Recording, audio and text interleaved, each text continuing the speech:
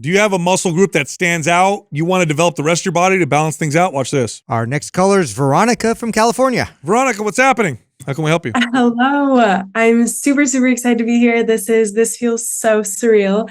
And before I get into my question, I have to give a shout out to my friend Grayson, who introduced me to you guys because he had heard me talk about nutrition and give some presentations. And we spent a lot of time together traveling in Bulgaria this summer, talking about nutrition and fitness. And he was like, Veronica, you listen to Mind Pump, right? Because like everything you say sounds so similar to what they do. And I was like, no, I don't. Like, I mean, I've heard Sal talk on like Max Zuckervier's podcast, but I don't listen. And so I said, send me an episode that you think I'd like, and I'll take a listen. And he sent me the one, Why Women Should Bulk. And I've been hooked since then. So I spend a lot of my day with you guys. So I'm really excited to be here. Very Thanks cool. to my friend Grayson. Thank you. Good friend there. Yeah. All right, so I will jump straight into my question, and I'll read through my email because I was reviewing it and it seems pretty succinct, and I can go on a lot of tangents. So I'll just stick to my email. So here's my question. Genetically, I am very muscular. My body, my mom's and my grandpa's are all super similar, and we have very large calves and quads. And unfortunately, I've had so many people in my life comment on my body, especially on my legs, like from a really, really early age, that it flung me into years of body dysmorphia. Strangers would literally stop me in the streets to comment on my body, and people always, always ask me if I was a gymnast. And to me, it just screamed that my body is so different and noteworthy for people to comment on it all the time. And so I stopped trusting my judgment because I didn't know if it was body dysmorphia or if it was really that different that people just had to stop and say something. And it really didn't serve me well. And people, for some reason, especially like to comment on my legs, which was really extremely inappropriate. And it made me terrified to train heavy.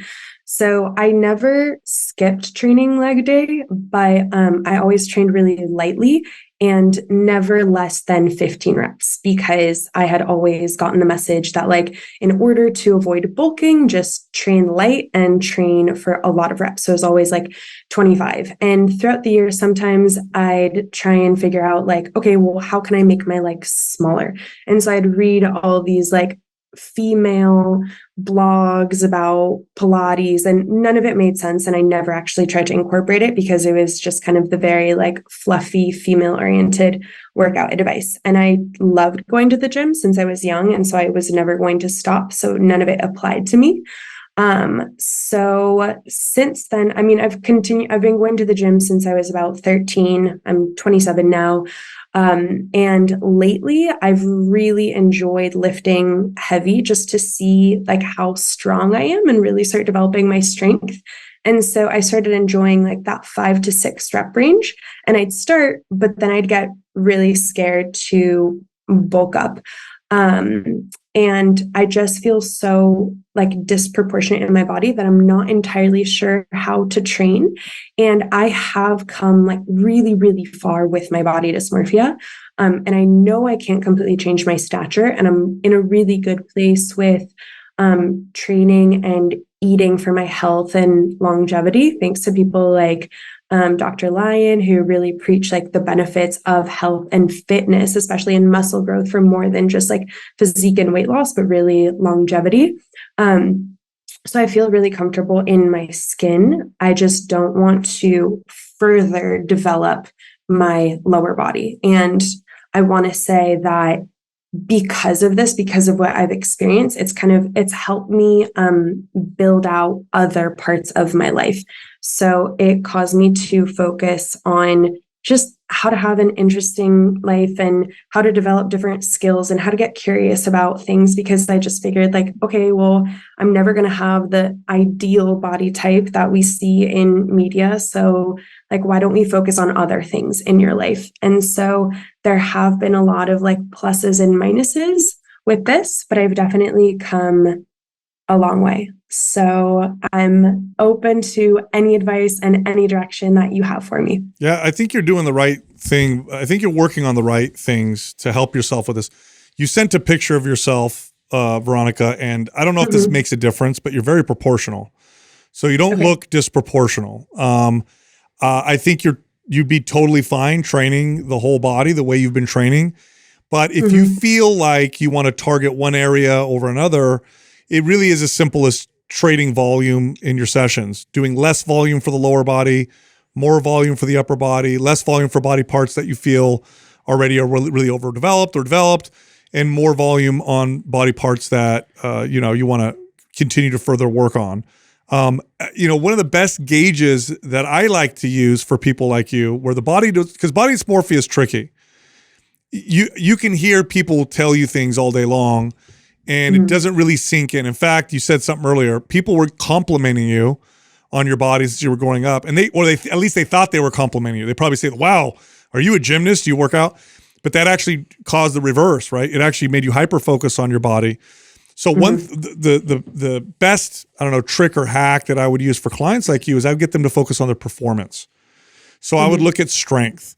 So I'd say, okay, is my deadlift well? Is the ratio of my deadlift to squat seem good? Am I pressing really well? Can I do a pull-up? Can I do this many push-ups? And then use strength as a gauge of where you should place your focus. That's what I would really implore you to do, is look at your strength and your performance and try to hyper-focus on that, because the more you focus on the way you look, the more difficult it's going to be for you to really see a clear picture, just based off of what you've kind of told us. Go ahead. Yeah, no, I think you look phenomenal right now, but I would still ask you, because I'm in the business of helping someone sculpt their physique. And so is it your lower body that you feel that is already too big, or is it just your quads and less maybe the glutes or the hamstrings? Or how do you feel? Because there's certain things that we can do to modify the training. Let's say, for example, where you're like, Adam, I feel really quad dominant, but I don't mind if my butt got a little bit bigger. So I'm okay with that. So, and my hamstrings. So do you feel that way about them, or is it just in general, you just don't like them? I have no issues with the glutes. I'll admit that. But like my quads, I definitely feel like that's what stands out to me most. Like when I see something, I definitely focus on kind of like that bulge of the quads when you're looking at me from the side. Like they just seem so apparent to me. And then from the front, when you look at my calves, they seem really large for me. So those are kind of like the two places that I generally focus on. And then I'm like, okay, those are my least favorite areas, but that's okay. Whatever, we're focusing on different things. And so if I were to hyperfixate, those would be the two things that I kind of look at. Okay, so based on one, just hearing you say hyperfixate, though, I'd want us to get away from because that's dipping back into our dysmorphia type of so don't hyper focus on anything like that. But we can change and modify the programming to where I would eliminate like the squatting in there, and we would do things like hip thrust instead. So there's things, and then obviously I wouldn't have you doing any calf raises in MAPS anabolic. I would get rid of those, right? So I would simply just avoid the movements where you already feel like you're very calf dominant or quad dominant, and keep the ones in there like your Romanian deadlifts, like your hip thrust. Veronica, your leg day can literally be glute, hamstring, abductors, and then finish with like one quad exercise like squats, where you're just keeping the mobility and the strength. You could totally do it that way, and organizing your workout that way will help you, train your body and develop it in the way that you're looking. And there's nothing wrong with that. Everything else, I think, where your attitude, your mindset is totally okay. And I think personally, we all think that you look great and very balanced, but I also understand that, hey, listen, that's the cool part about weight training is you can sculpt the physique and you can do little things like that. Have you actually gone through a phase where it was more like a powerlifting type of program? Yeah. No, I haven't. I haven't done that. Another like tricky part of my training routine is that I actually travel full time. I travel all over the world. And so sometimes I'm in areas where I do have access to a gym and sometimes I don't. And so for the last 2 months, I've actually been, I have your Maps Anywhere program because sometimes I just have access to a rooftop and I train on a rooftop. So last 2 months, I've had no equipment. And right now I'm actually in Morocco, surfing in a small town called Tamaraght. And I actually do have access to like a super old school janky gym. And so sometimes I train in a gym, sometimes I train body weight. But short answer is no, I've never done any kind of like powerlifting. Okay. Do you have MAP suspension? That's a good program for you while you travel. Yeah. Yes, I actually do. I good. do. Well, there you go. Do you one day you're going to like the fact that you build muscle easily. I'm going to tell you, you're young. Yeah. And so right now you have a problem with it. As you get older, you're going to watch your friends get older and you're going to be really happy. You're going to have fun with it and realize that being strong is the move. And having muscle so protective, it's going to keep your hormones healthy. You're going to always look younger than your friends because that's what muscle does. So, and you will one day. You'll end up enjoying it. But I think really just modifying your workout and the way we said is going to help. Yeah, it's going to give you kind of what you're looking for. By the way, are you Bulgarian? Is that why you were there for so long, or is that because of your travel? No, okay. no. I was actually there for a conference. Every summer, there's like a big meetup and festival for people who are digital nomads and travel full time. So I was actually there giving a presentation on health and fitness. So I got to speak at it. And then I stayed because I really wanted to hike in the Pyrenees Mountains because it's absolutely gorgeous over there. You got a cool life. Very cool. Yeah. Yeah. Well, good stuff. What I was going to say is that I did really resonate with what you were saying about focusing on like the strength of my body, because traveling full time has helped me realize like how strong I really am, because I've gotten to use my body for really cool things all over the world. Like I summited a 16,000 foot mountain in Bolivia. I've gone mountain biking in Bolivia. I've hiked all over the world. I'm surfing in Morocco. And the more of these experiences that I collect, I'm like, wow, I get to do really cool things that a lot of people don't have the strength for. And so this has given me a lot of just like reflection and really changed my perception, because I'm so grateful to be able to do all these really cool things with my body. Veronica, do this. Perfect. Focus on performance. That's going to take you away from the stuff that is harmful. So focus on how well you could do the hiking and the running and the surfing and the swimming and all those things. Focus on that.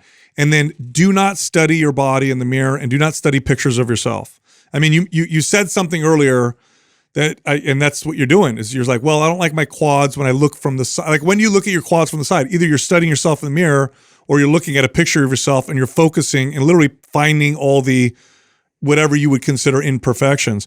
Don't do that, because that is going to drive you deeper into these dysfunctional kind of feelings and behaviors.